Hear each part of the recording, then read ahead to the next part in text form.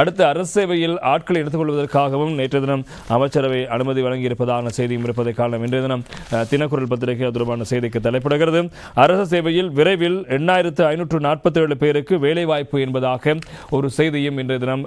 தினக்குரல் பத்திரிகை இடம்பிடிக்கிறது.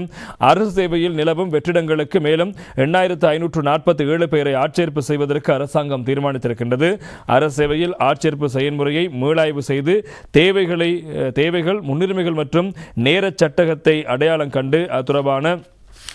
நடவடிக்கைகள் மேற்கொள்ளப்பட போவதாக அந்த செய்தி இடம்பெற்றிருப்பது காணலாம். எனவே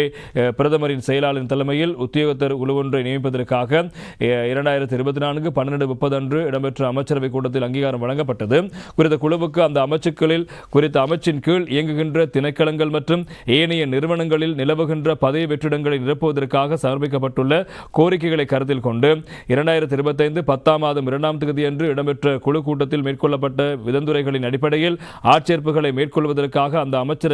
அமைச்சுகள் மற்றும் நிறுவனங்களுக்கு அங்கீகாரம் வழங்குவதற்கான அமைச்சரவை அங்கீகாரம் கிடைத்திருக்கிறது. இதன்படி கல்வி, உயர்கல்வி மற்றும் தொழிற்கல்வி அமைச்சுக்கு 79 பேரும், சுகாதார மற்றும் வெகுஜன ஊடக அமைச்சுக்கு 120 பேரும், துறைமுகங்கள் மற்றும் சிவில் விமான சேவைகள் அமைச்சுக்கு 44 பேரும், பொது நிர்வாக மாகாண சேவைகள் மற்றும் உள்ளூராட்சி அமைச்சுக்கு 17 பேரும், விவசாயம், கால்நடை வளங்கள், காணி மற்றும் நீர்ப்பாசன அமைச்சுக்கு 123 பேரும், வர்த்தக, வாணிப, உணவு பாதுகாப்பு மற்றும் கூட்டுறவு அமைச்சுக்கு ஒருவரும், நிதி திட்டமிடல் மற்றும் பொருளாதார அபிவிருத்தி அமைச்சுக்கு 310 பேரும், மீன்பிடி, நீரியல் மற்றும் சமுத்திர வளங்கள் அமைச்சுக்கு ஒருவரும்,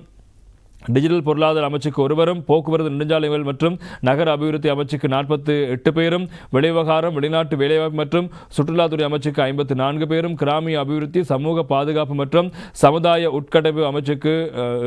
6 பேரும், இளைஞர் விவகாரம் மற்றும் விளையாட்டு அமைச்சுக்கு 355 பேரும், பொதுமக்கள் பாதுகாப்பு மற்றும் பாராளுமன்ற விவகாரங்கள் அமைச்சுக்கு 5198 பேரும், பெருந்தோட்ட மற்றும் சமுதாய உட்கட்டமைப்பு வசதிகள் அமைச்சுக்கு 213 பேரும், புத்தசாசன சமய மற்றும் கலாச்சார விவகார அமைச்சுக்கு 1261 பேரும், தேசிய போலீஸ் ஆணைக்குழுவுக்கு 2 பேரும் நியமிக்கப்பட்டிருப்பதாக தெரிவிக்கப்பட்டது. அத்தோடு வடமாகாண சபைக்கு 115 பேரும், சப்ரகம மாகாண சபைக்கு 11 பேரும், வடமேல் மாகாண சபைக்கு 85 பேரும், வடமத்திய மாகாண சபைக்கு 81 பேரும், மேல் மாகாண சபைக்கு 414 பேருமாக இவ்வாறு 8547 பேருக்கு அரசு சேவையில் வேலைவாய்ப்புகளை வழங்குவதற்கு அமைச்சரவை அனுமதி வழங்கியிருப்பதாக அமைச்சர் அவர் நேற்று தெரிவித்திருந்தார்.